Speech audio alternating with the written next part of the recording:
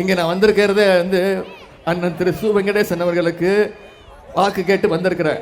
ஆனால் இங்கே உங்களுடைய எழுச்சியை பார்க்கும்போது தெரியுது, நீங்கள் என்னை விட அதிகமாக அவர் தேர்ந்தெடுத்து பாராளுமன்றத்துக்கு அனுப்புவதற்கு நீங்கள் அத்தனை பேரும் தயாராக இருக்கின்றீங்க. சென்ற முறை அவரை கிட்டத்தட்ட 4,50,000 வாக்குகள் வெற்றி தந்தீங்க. அவரை எதிர்த்து போட்டியிட்ட வேட்பாளரை விட 1,40,000 வாக்கு வித்தியாசத்தில் வெற்றி பெற வச்சிங்க. இந்த முறை நான் உங்ககிட்ட இன்னும் ஒரே ஒரு வேண்டுகோள் வைக்கிறேன். இந்த முறை அவரை குறைந்தது 2 லட்சம் வாக்கு வித்தியாசத்தில் நீங்க ஜெயிக்க வைக்கணும். ஜெயிக்க வைப்பீங்களா? நிச்சயம் செய்வீங்களா? நான் இன்னும் உங்ககிட்ட கேட்கிறேன், அவரை எதிர்த்து யார் போட்டியிட்டாலும் டெபாசிட் போற அளவுக்கு அவருடைய அமைய வேண்டும் என்பதையும் நான் இந்த நேரத்தில் கேட்டுக்கொள்கின்றேன்.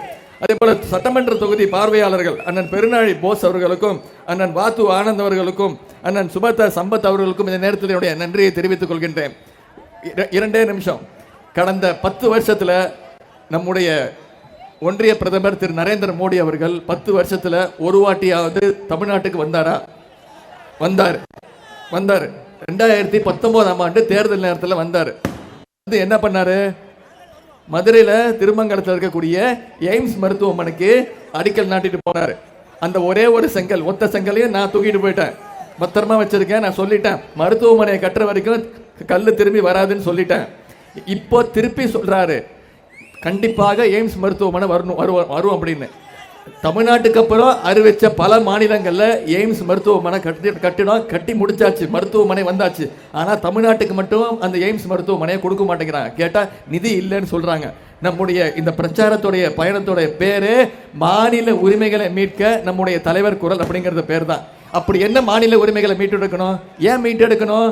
ஏன்னா கடந்த 10 ஆண்டு அதிமுக ஆட்சியில அதிமுக அடிமைகள் ஒவ்வொரு மாநில உரிமையும் ஒன்றிய பாஜக கிட்ட அடகு வச்சிருக்கிறாங்க. மொழி உரிமை, ஒரே ஒரு சின்ன எடுத்துக்காட்டு சொல்றேன். கடந்த 5 வருஷத்துல தமிழ் மொழிக்கு, தமிழ் ஆராய்ச்சிக்கு, தமிழ் வளர்ச்சிக்கு ஒன்றிய அரசு நிதி எவ்வளவு தெரியுமா ஒதுக்கியிருக்காங்க? 1 ரூபா கூட ஒதுக்கல, 0. ஆனா யாருமே பேசாத சமஸ்கிருதத்துக்கும் ஹிந்தி மொழிக்கும் எவ்வளவு தெரியுமா ஒதுக்கியிருக்காங்க? 600 கோடி ரூபாய் அந்த மொழி வளர்ச்சிக்கு ஒதுக்கியிருக்காங்க. அது மட்டும் இல்ல, என்இபின்னு ஒரு திட்டத்தை கொண்டு வராங்கம்மா, நேஷனல் எஜுகேஷன் பாலிசி, புதிய கல்வி கொள்கை திட்டம். தாய்மார்களை கவனிங்க, நம்முடைய வீட்டில் இப்ப பசங்க 10ஆம் வகுப்புக்கும் 12ஆம் வகுப்புக்கும் பொது தேர்வு எழுதுறாங்க, பப்ளிக் எக்ஸாம் எழுதுறாங்க, கரெக்டா? இப்போ இந்த என்இபி வந்துச்சுன்னா 8ஆம் வகுப்புக்கு பொது தேர்வு, 5ஆம் வகுப்புக்கு பொது தேர்வு. 5ஆம் வகுப்புல பப்ளிக் எக்ஸாம் எழுதணுமா? ஏன் இதை கொண்டு வராங்க? தமிழ்நாட்டு மாணவர்கள், தமிழ்நாட்டு குழந்தைங்க படிக்க கூடாது அப்படிங்கிற ஒரே எண்ணத்துல தான் இந்த திட்டத்தெல்லாம் கொண்டு வராங்க. அதே போல நம்முடைய நிதி உரிமை. நான் கேட்கிறேன், இப்ப 10 நாளா திரு மோடி அவர்கள் தொடர்ந்து வந்துட்டு இருக்காரு. நான் கேட்கிறேன், இப்போ டிசம்பர் மாசம் சென்னையில் மிகப்பெரிய புயல் அடிச்சது உங்களுக்கு தெரியும், மிக்ஜாம் புயல். சென்னை, செங்கல்பட்டு, திருவள்ளூர், காஞ்சிபுரம், அதே மாதிரி இங்க தென்னகத்துல, தென் தமிழ்நாட்டில் திருநெல்வேலியில, தூத்துக்குடி, அத்தனை மாவட்டங்களும் தண்ணியில மூழ்குச்சு. யாரும் வீட்டில் போய் ஒளிஞ்சிக்கல. முதலமைச்சர் உட்பட அனைத்து அமைச்சர்கள், அனைத்து சட்டமன்ற உறுப்பினர்கள், அனைத்து மக்கள் பிரதிநிதிகள், நம்முடைய கழகத்தினர், அனைத்து நம்முடைய கூட்டணி கட்சியினர்லாம் களத்தில் இறங்கி மக்களோட நின்று மக்கள் பணி செஞ்சோம். திரு மோடி அவர்கள் வந்தாராமா? வந்து எட்டி பார்த்தாரா? எட்டி பார்க்கல. யார அமிச்சாரு? ஒன்றிய நிதியமைச்சர் திருமதி நிர்மலா சீதாராமன் அவர்கள் அமிச்சாங்க. அந்த அம்மா வந்து பார்த்துட்டு போய் நான் எல்லாம் பண்ணித்தரேன்னு சொல்லிட்டு போயிட்டாங்க. நம்முடைய முதலமைச்சர் அவர்கள் மக்கள் நிதி கொடுத்தா வேணும், இழப்பீடு கொடுக்கணும்னு கிட்டத்தட்ட 37,000 கோடி பாதிக்கப்பட்ட ஒவ்வொரு குடும்பத்திற்கும் 6,000 ரூபாய் ஒவ்வொரு குடும்பத்திற்கும் நம்முடைய முதலமைச்சர் கொடுத்தார். ஒன்றிய நிதி பிரதமர்கிட்ட கேட்டார், ஒன்றிய பிரதமர்கிட்ட கேட்டார், தயவு செய்து 37,000 கோடி ரூபாய் கொடுங்க அப்படின்னு. ஆனா அதை நம்ம நாங்க ஏடிஎம் மிஷினா அப்படின்னு நக்கலா கேட்டாங்க, திமிரா கேட்டாங்க. நான் என்ன சொன்ன உடனே, அம்மா நான் ஒன்றும் நீங்க ஏன்னு சொல்ல, நாங்க ஒன்றும் கேட்கல, எங்களுடைய ஒன்றிய அரசுக்கு கொடுத்திருக்கக்கூடிய வரி பணத்தை தான், எங்களுடைய தமிழ் மக்களுக்கு கொடுத்திருக்கக்கூடிய வரி பணத்தை தான் திருப்பி கொடுங்க, எங்க மக்கள்கிட்ட கொடுக்கணும்னு நான் கேட்டேன். உடனே அந்த அம்மாவுக்கு பயங்கர கோவம் வந்துருச்சு. டெல்லியில் ஒரு மிகப்பெரிய பிரஸ் மீட், பத்திரிகையாளர் சந்திப்பு, 1 மணி நேரம் பத்திரிகையாளர் சந்திப்புமா. அதுல 45 நிமிஷம் உதயநிதிக்கு பாடம், உதயநிதிக்கு மரியாதை தெரியல, உதயநிதி மரியாதையா பேச கத்துக்கோங்க அப்படின்னு எனக்கு பாடம் எடுத்தாங்க. நான் உடனே அடுத்த நாளே சொல்லிட்டேன், அம்மா என்ன மன்னிச்சுக்கோங்க, நான் ஏதாவது தப்பா பேசுறதா மன்னிச்சுக்கோங்க, நான் ஒன்றும் உங்களுக்கு தப்பா ஒன்றும் பேசல, மரியாதை குறைவா பேசல. நான் மீண்டும் கேட்கிறேன், மதிப்புக்குரிய நிதியமைச்சர் மாண்புமிகு உங்களுடைய தந்தையோட காசை நான் ஒன்றும் கேட்கல அப்படின்னு நான் உடனே சொல்லிட்டேன். நான் இப்போ கேட்குறேன், நீங்கள் கேட்ட மரியாதையை நான் கொடுத்துட்டேன், நாங்கள் கேட்ட காசை நீங்கள் கொடுத்தீங்களா? இது வரைக்கும் ₹1 கூட ஒன்றிய அரசுக்கிட்டேருந்து நமக்கு திருப்பி வரலமா? இந்த 5 வருஷத்தில் நம்முடைய தமிழ்நாடு மக்கள் நீங்கள் வரிப்பணமாக ஒன்றிய அரசுக்கு 6.5 லட்சம் கோடி ரூபாய் கட்டியிருக்கீங்க. 5 வருஷத்தில் தமிழ்நாட்டு மக்கள் வரிப்பணமாக 6.5 லட்சம் கோடி கட்டியிருக்கோம். இதுக்கு பதிலாக ஒன்றிய அரசு நமக்கு எவ்வளோ தெரியுமா திருப்பி கொடுத்துருக்காங்க? வெறும் 1.5 லட்சம் கோடி. ஆனால் மற்ற மாநிலங்களுக்கு பிஜேபி ஆளுகின்ற மாநிலங்களுக்கு வாரி வாரி கொடுக்குறாங்க. இப்படி தமிழ்நாடை வஞ்சித்து கொண்டே இருக்கின்றார்கள். அது மட்டும் இல்லாமல் நாம் தமிழ்நாட்டில் இருக்கக்கூடிய நாம் வரி கட்டுறோம். ஒவ்வொருத்தரும் ₹1 வரி கட்டினா நம்ம கட்டுறது ₹1 வரி. ஆனால் நமக்கு திருப்பி எவ்வளோ தெரியுமா கொடுக்குறாங்க? வெறும் 28 பைசா. அதனால தான் நான் தொடர்ந்து சொல்லிட்டு வரேன், இனிமே திரு நரேந்திர மோடி அவர்கள், உங்கள் அத்தனை பேரும் நான் கேட்டுக்கொள்கின்றேன், ஒன்றிய பிரதமர் திரு நரேந்திர மோடி அவர் கொஞ்ச நாளைக்கு தான் பிரதமர், அதுக்குள்ள மாறிடுவார். இனிமே திரு நரேந்திர மோடி அவர்களுக்கு நீங்க எல்லாம் ஒரு செல்ல பேர் வைக்கணும். அது என்ன? திரு 28 பைசா, மிஸ்டர் 28 பைசான்னு தான் திரு நரேந்திர மோடி அவர்களை நீங்க கூப்பிடணும். ஏன்னா நமக்கு அவர் திருப்பி கொடுக்கறது அவர் தான். அவர் என்ன கொடுக்கிறாரோ அதுதான் அவர் பேரு. அது மட்டும் இல்லாம இப்படி எல்லாத்துலயும் மொழி உரிமை, வரி உரிமை, கல்வி உரிமை, நீட் தேர்வை கொண்டு வந்தாங்கம்மா. இந்தியா முழுக்க நீட் தேர்வு வந்துச்சு. 15 வருஷமா நீட் தேர்வு வந்துருச்சு. ஆனா தமிழ்நாட்டுக்குள்ள நீட் தேர்வு நுழைய விடவே இல்லை. முத்தமிழ் டாக்டர் கலைஞர் அவர்கள் கிராமப்புறங்கள்ல இருந்து ஏழை எளிய மாணவர்கள் படிச்சு மருத்துவர் ஆகணும்னு என்ட்ரன்ஸ் எக்ஸாமை ரத்து பண்ணாரு. 12ஆம் வகுப்பு மதிப்பெண் போதும் அப்படின்னாரு. மறைந்த முதலமைச்சர் ஜெயலலிதா அம்மையார் இருந்த வரைக்கும் தமிழ்நாட்டுக்குள்ள நீட் தேர்வு, நுழைவு தேர்வு அவங்க விடவே இல்லை. ஆனா அந்த அம்மையார் மறைந்த பிறகு, மறைந்த முதலமைச்சர் ஜெயலலிதா அம்மையார் மறைந்த பிறகு இந்த நீட் தேர்வை ஒன்றிய பாஜக அரசோட அழுத்தத்தினால இந்த அடிமைகள் கொண்டு வந்து தமிழ்நாட்டுக்குள்ள திணிச்சு அரியலூர் மாவட்டத்தில் அனிதான்ற குழந்தை இறந்துச்சுமா. அந்த குழந்தை 1200க்கு 1176 மார்க் வாங்கிச்சு. ஆனாலும் அதால நீட் தேர்வு ஆகல. உச்ச நீதிமன்றம், சுப்ரீம் கோர்ட் வரைக்கும் போய் போராட உடனே நான் லெட்டர் எழுதி வச்சு இறந்து போயிடுச்சு, தற்கொலை பண்ணிக்கிச்சு. அனிதாவோட முடியலமா, 22 குழந்தைங்க இறந்துருக்கிறாங்க. இந்த 8 வருஷத்துல மட்டும் நீட் தேர்வுக்கு பயந்து 22 குழந்தைங்க இறந்துருக்கிறாங்க. சென்ற வருஷம் சென்னை செங்கல்பட்டை குரோம்பேட்டையை சேர்ந்த ஜெகதீசன் ஒரு பையன், நல்லா படிக்கக்கூடிய பையன். ஆனா என்ன, கோச்சிங் கிளாஸுக்கு போறதுக்கு காசு இல்லை. அவன் லெட்டர் எழுதி வச்சுட்டு என்னுடைய மருத்துவ கனவு செதஞ்சிருச்சு, நான் டாக்டர் ஆகணும்னு ஆசைப்பட்டேன்னு சொல்லி அவனும் கடிதம் எழுதி வச்சுட்டு தற்கொலை பண்ணிக்கிட்டான். ஜெகதீசன் இறந்து அதுக்கு அடுத்த நாளே அவங்க அப்பா பேரு சந்திரகுமார், அவரும் லெட்டர் எழுதி வச்சுட்டு இந்த மாதிரி பையன் இறந்துட்டான், என்ன தாங்க முடியல, என் ஆசைப்பட்டேன் அப்படின்னு அவங்க அப்பாவும் இறந்துட்டாரு, தற்கொலை பண்ணிக்கிட்டார். இப்படி நீட் தேர்வுக்கு ஒரு குடும்பத்தையே இழந்திருக்கோமா? இதெல்லாம் நம்முடைய தேர்தல் அறிக்கையில தலைவர் அவர்கள் சொல்லியிருக்கிறாரு. இந்தியா கூட்டணி வெற்றி பெற்றால், மதச்சார்பற்ற முற்போக்கு கூட்டணி வெற்றி பெற்றால், நாம ஆட்சி அமைச்சா கண்டிப்பாக தமிழ்நாட்டிலிருந்து நீட் தேர்வுக்கு விலக்கு வாங்கி தரப்போம் அப்படின்னு நம்முடைய தலைவர் சொல்லியிருக்கிறார். இது தேர்தல் அறிக்கையில சொல்லியிருக்கிறார். உங்களுக்கு தெரியும், டாக்டர் கலைஞர் அவர்கள் தேர்தல் அறிக்கையை வெளியிட்டு சொல்லுவார், சொல்வதை செய்வோம், செய்வதைத்தான் சொல்லுவோம்னு செஞ்சு காட்டின தலைவர் கலைஞர் அவர்கள். அவருடைய மகன் நம்முடைய செய்வாரா மாட்டாரா? அது மட்டும் இல்ல, நீங்க யோசிச்சு பாருங்க, 2014 ஒரு கேஸ் சிலிண்டர் விலை எவ்வளவு? 400 ரூபாய், 450 ரூபா இருந்துச்சு. இப்போ கேஸ் சிலிண்டர் விலை எவ்வளவு? 1200 ரூபா, 1200 ரூபா. இப்போ திரு 28 பைசா என்ன பண்றாரு, எலெக்ஷன் வருதுன்னு நாடகம் ஆடி 100 ரூபா கம்மி பண்ணியிருக்காரு. ஏமாந்துறாதீங்க, திருப்பி ஆட்சிக்கு வந்தாங்கன்னா மீண்டும் 500 ரூபா ஏத்துனாலும் ஏத்துவாரு. அதனால நம்ம தலைவர் தேர்தல் அறிக்கையில சொல்லியிருக்காரு, நம்ம ஆட்சிக்கு வந்தோம்னா, நம்முடைய இந்தியா கூட்டணி ஆட்சிக்கு வந்ததுன்னா ஒரு கேஸ் சிலிண்டர் விலை எவ்வளோ?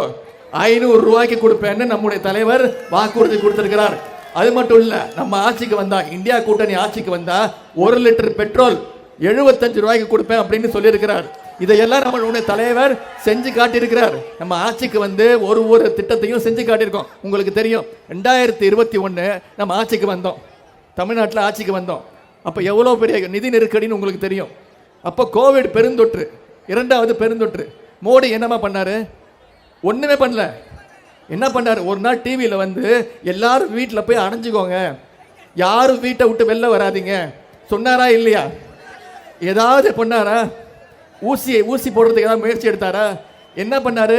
ஒரு நாள் வீட்டை விட்டு எல்லாம் வெளில வாங்க, எல்லாம் மெழுகுவத்து விளக்கு பிடிங்க, எல்லாம் தட்டு எடுத்துட்டு வாங்க, எல்லாம் ஒலி எழுப்புங்க, அதை பார்த்து கோவிட் ஓடி ஒளிஞ்சு போயிடும் சொன்னாரா இல்லையாமா?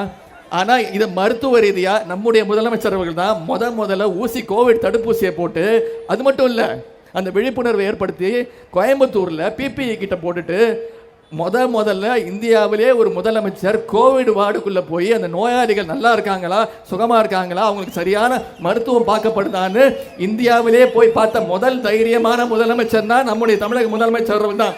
இன்னும் சொல்ல போனா இந்தியாவுக்கே வழிகாட்டியாக கோவிட் ஊசி போட்டா மட்டும்தான் கோவிட்ல இருந்து தப்பிக்க முடியும், கொரோனால இருந்து தப்பிக்க முடியும்னு இந்தியாவுக்கே வழிகாட்டியாக இருந்தது நம்முடைய தமிழ்நாட்டு மக்கள் தான். நீங்க தான் மட்டும் இல்ல, நம்ம கடும் நிதி நெருக்கடியில வந்தோடனே தலைவர் முதல் கையெழுத்து 5 கையெழுத்து போட்டார். அதுல முதல் கையெழுத்து நம்ம தேர்தல் அறிக்கையில சொன்ன கையெழுத்து என்ன உங்களுக்கு தெரியும், மகளிருக்கு தெரியும், மகளிருக்கு கட்டணமில்லா பேருந்து வசதி திட்டம்.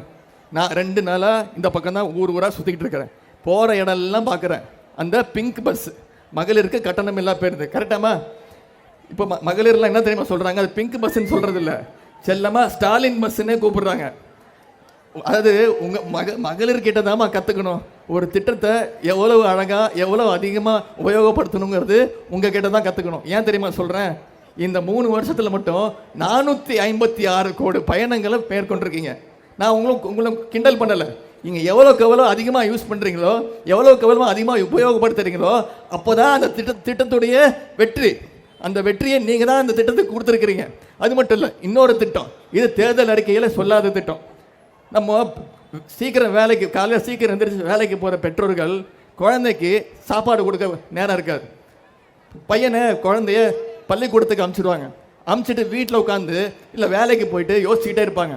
ஐயோ பையன் காலையில் பள்ளிக்கூடத்துக்கு போனானே, சாப்பிடாம போனானே, வெறும் வயிற்றில் போனானே, சாப்பிட்டானா, படித்தானா, தூங்கிட்டானா ஸ்கூலுக்கு போய் அப்படின்னு.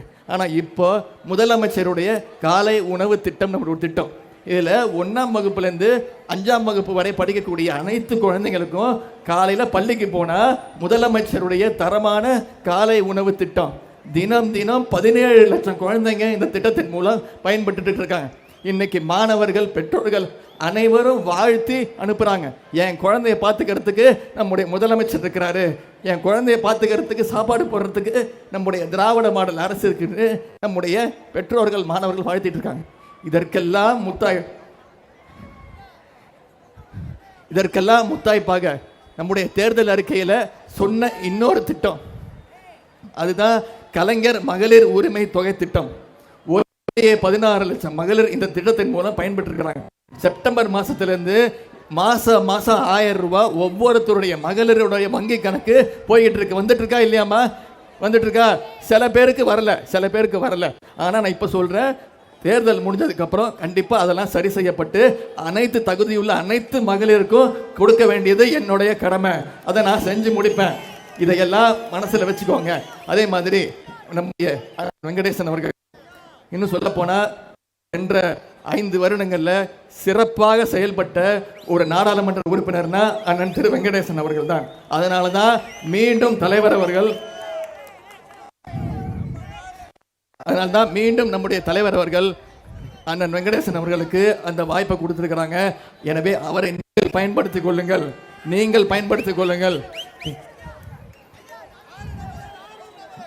வருகின்ற ஏப்ரல் 19ஆம் தேதி நான் இன்னைக்கு பேசிட்டு போயிட்டேன். நீங்கள்லாம் வந்திருக்கீங்க, நான் பேசிட்டேன், நான் பேசுறதெல்லாம் கேட்டிருக்கீங்க, செஞ்ச சாதனைகளை சொல்லியிருக்கிறேன், தேர்தல் வாக்குறுதிகளை நான் சொல்லியிருக்கிறேன், நீங்கள்லாம் அதை மனசில் வாங்கியிருப்பீங்க. ஆனால் நான் ஒன்று கேட்கறது, எனக்கு அடுத்து தலைவர் ஒரு வாரத்தில் வருவார். கண்டிப்பா உங்களை எல்லாம் சந்திப்பார். உங்களுடைய நம்முடைய அரசனுடைய சாதனைகள், தேர்தல் வாக்குறுதி எல்லாம் சொல்லுவார். ஆனா நான் தொகுதிக்கு போயிடுவார். ஆனா அடுத்து இங்க தொகுதியில இருந்து இந்த பிரச்சாரத்தை நீங்க ஒவ்வொருத்தரும் பொறுப்பெடுத்துக்க வேண்டும். நீங்க ஒவ்வொருத்தரும் 10 வாக்குக்கு நீங்க பொறுப்பு, இந்த 2 வீட்டுக்கு நீங்க பொறுப்பு அப்படின்னு பொறுப்பை எடுத்துக்கிட்டு இந்த பிரச்சாரத்தை மக்கள்கிட்ட சேர்த்து வெங்கடேசன் வாக்களிக்க வேண்டும். உதயசூரியன் நம்முடைய சுத்தியல் அறிவால் நட்சத்திர சின்னத்துல ஏன் வாக்களிச்சு லட்சக்கணக்கான வாக்கு வித்தியாசத்துல அண்ணனை ஏன் ஜெயிக்க வைக்கணும்ன்ற பிரச்சாரத்தை நீங்க செய்வீங்களா? வருகின்ற